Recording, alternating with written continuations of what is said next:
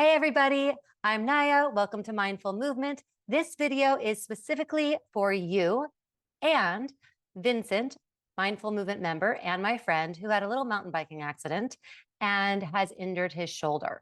So he asked me to make a video that would help him keep his core strong while he's rehabilitating his shoulder. And I'm sharing it with all of you because so often we injure ourselves doing life. And it's easy to focus on what's not working and forget about all of the parts that are working well.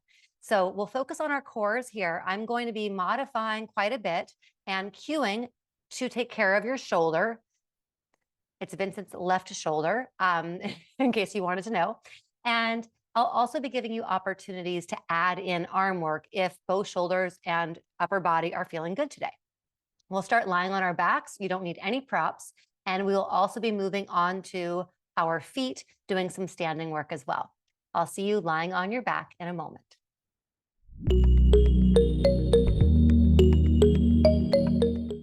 Okay, so now that we're on our backs, you can start with your arms resting by your sides, or you can put them crossed over your chest.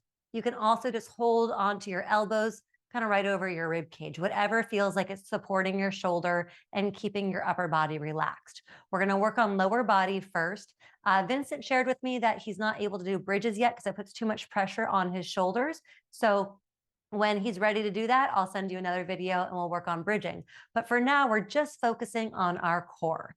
So on your exhale, co-contract, keep your pelvis stable, raise one leg in a tabletop position. If you have any lower back issues, you're going to keep your left foot on the floor. Otherwise, bring both legs in a tabletop. And from here, we're going to toe tap, hinging from our right hip, tapping the right foot down to the floor and back up again.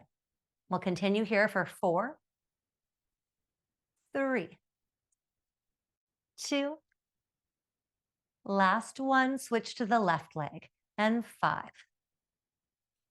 4, 3, 2, last one. We're going to flex the feet so you're getting movement through the ankles and heel tap, marching in place. So heel tap, legs pass each other as the other heel comes to the ground. You keep coming back to that 90-degree bend at the hip in that tabletop position. Legs just alternate, tapping one heel to the floor and then the other. Spine is long, trunk is stable. So you're using your core to keep your pelvis stable. That triangular bone at the base of the spine, your sacrum, is rooted down into the floor beneath you. Bring both legs back to tabletop, relax your feet. We're going to hinge from the hips. Both legs move at the same time. You might not come all the way to the floor. You might come right back up again, just moving an inch or 2.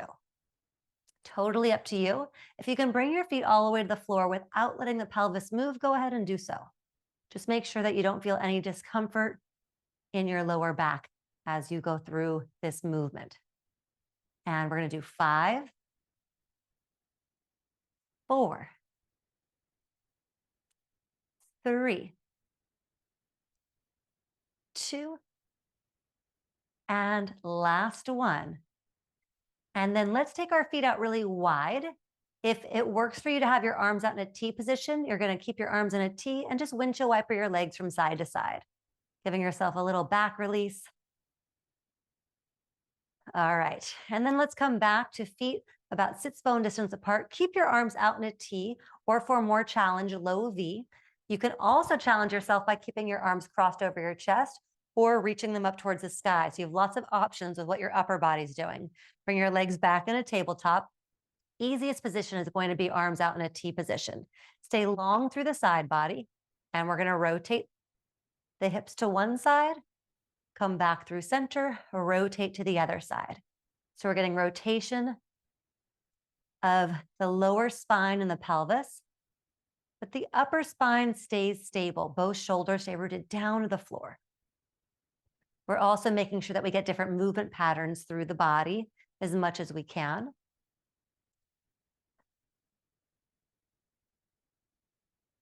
And one more time to each side.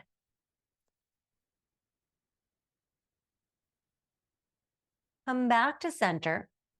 You can take your arms by your sides And we're going to take our legs back into that tabletop position. Right knee is going to draw in towards your chest. Left leg is going to reach long, and then switch. So this is our basic single leg stretch. If it's available for you, you might clasp your hands at the base of the skull. You might reach your arms so that you're reaching for the outside of one ankle and then the outside of the other. If this does not feel like you can do this within your shoulder girdle, you might just keep your arms by your sides, reach your arms down by your side body, or let them rest on your chest. You're using your abs to curl up as you're doing your single leg stretch. So lots of variations for what your arms and shoulders are doing here. I'm just going to reach. We'll continue here for 5 more on each side. And 4, 3, 2, 1. And then bring both feet down to the floor, arms rest, and windshield wiper from side to side. This next one we're going to do is double leg stretch. I'm going to do the variation where you're actually sweeping your arms around. If that's not available for your shoulder, you're going to focus more on what your abs are doing and not worry about the arm movement. So your arms will just stay wherever they feel most comfortable. We'll start with the legs in tabletop. Arms by your sides, wherever they're comfortable. On your exhale, you're going to co-contract, curl up. If it's available, you're reaching your fingertips towards the outside of your ankles. If it's not, you're just thinking about drawing your head as close to your knees as possible, your knees as close to your head as possible. And then reach the legs out, lengthening, lowering the upper body down a little bit. Curl up, drawing forehead to knees. If you're adding in the arm work, you're going to reach arms towards the ankles as you draw your knees in. Then you're going to draw your arms back behind you as you lengthen through the legs, sweep the arms around, and curl up again. Either way, this is a lot of core work. 3 more. For 3, 2, 1. And if you want, you can draw your knees in towards your chest. Or if you can, if your shoulder's not allowing you to do that, just rest your arms wherever they're comfortable. Might be on your chest, and windshield wiper from side to side. All right, so you got a lot of different movements lying on your back in supine position that don't require your shoulders to work. You can still focus on doing head floats. So now we're going to take our elbows and hold on to them with our hands, rest them on our rib cage, and focus on doing that. If you have neck issues, feel free to instead clasp your hands at the base of the skull. Draw your chin in towards your throat. Peel your upper body up off the floor, and then roll back down. You'll be surprised by not including the arms how much your abs really have to work. If you want to make this more challenging, don't let your head come to the floor in between each rep. Just come down to shoulder blades and then come back up again. And 3, 2. On the last one, we're going to hold here. Again, you can clasp your hands at the base of the skull. That would be traditional. Or focus on the rib cage rotating and rotate from one side to the other. So the higher that you can lift your shoulders up off of the floor, the less pressure will be on the shoulders. And I'll tell you right now, my core is working so much harder than it does when my hands are supporting my head. One more time on each side. Back to center and come on down. Well done. So that was rotating from side to side. We're going to add in side bending. And again, you can use your arms resting on your rib cage, or traditionally we would have our arms by our sides. On the exhale, you're going to use your abs, drawing lower belly to spine as you curl up, taking your head and shoulders up off the floor. And then you're going to reach one hand to the same side ankle, come through center, reach the other hand to the same side ankle. And you're side bending upper body from one side to the other. Pelvis is stable. And again, you could be doing this with your hands just resting on your rib cage. You're thinking about taking your shoulder towards the outside of the same side hip. Either way, it's a lot of work. You're feeling this in your neck. Again, if it's available, you'll place your hands there. Otherwise, you'll just take a break and come back to it when you're ready. So that should give you quite a bit to do just for your core.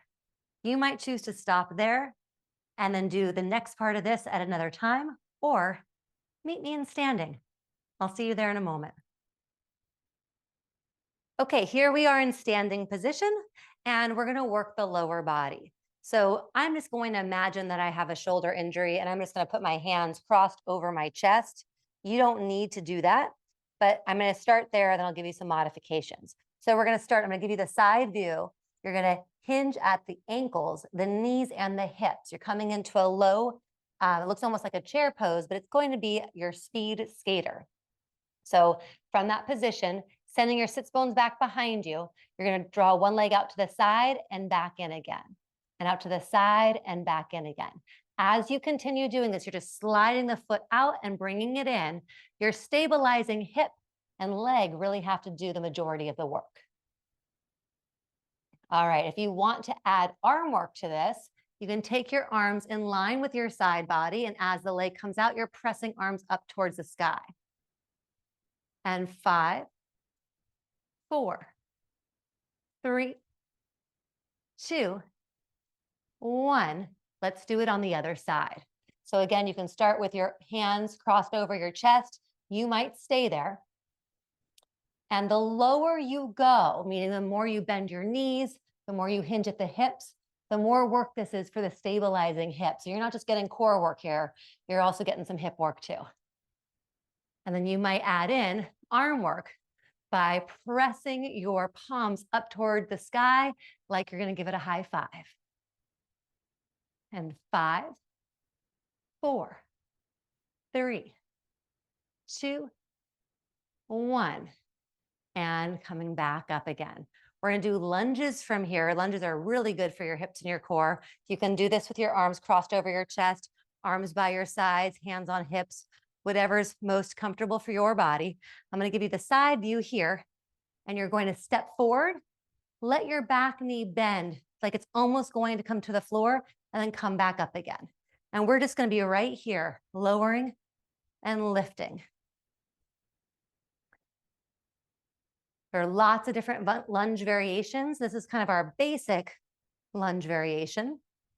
And if you wanted to add arms to it, you could draw your arms up towards the sky every time you drop the back knee down to the floor. Stay open through the front of that back hip with the leg extended behind you. We've got 5, 4, 3, 2, 1. Let's switch to the other leg. So you'll step back on that other leg. I'm just turning around so you can see the different angle, and reach the back leg behind you far enough that when you drop the knee down, the knee is right in line with that sits bone, and then come back up again. Arms can be by your sides, crossed over your chest, reaching up towards the sky, whatever feels good for you. And so part of what we're doing, in addition to working our core, our glutes, is we're also stretching the hip flexors of that back leg. So getting a nice stretch to the front of that hip. We're also getting movement through the back ankle. So you got lots of good things going on here for you. And 5, 4, 3, 2, and last one. All right, step forward. We're all going to place our hands crossed over our chest. Our stance is going to be a little wider than hip width apart. And we want to get some rotation. So gaze and hips are square in front of us. Imagine that we're a snowman with 3 snowballs. Head is 1 snowball, torso is 1 snowball, hips and down are the big snowball. We're just going to move the middle snowball. So here we go. Gaze straight in front of you. Rotate your upper body to one side and then the other.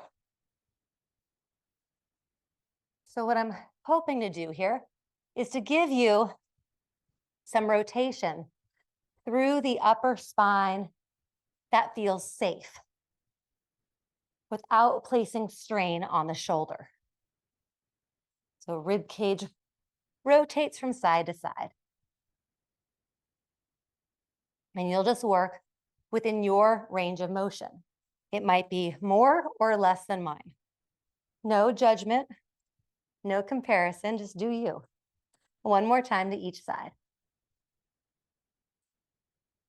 And now see how it feels to let your gaze follow. So top two snowballs rotate from side to side. You see how that feels different? Come back to center, just the middle snowball moves. Gaze is straight forward in front of you. Two different things, right? And one more time to each side. And back to center. All right, we're gonna close out, roll your shoulders back, draw them down the back of the rib cage, root down into the soles of the feet. Usually we raise our arms overhead to close out. If that's available for you, feel free to take a nice deep inhale and reach your arms up towards the sky. And on your exhale, bring palms together and to heart center. Thank you so much for being here. I hope this is helpful. Please give me feedback. I love hearing from you. I love hearing what works. I also need to know when things don't work. So please feel free to reach out and let me know. You can also comment below. Thanks so much. Happy moving.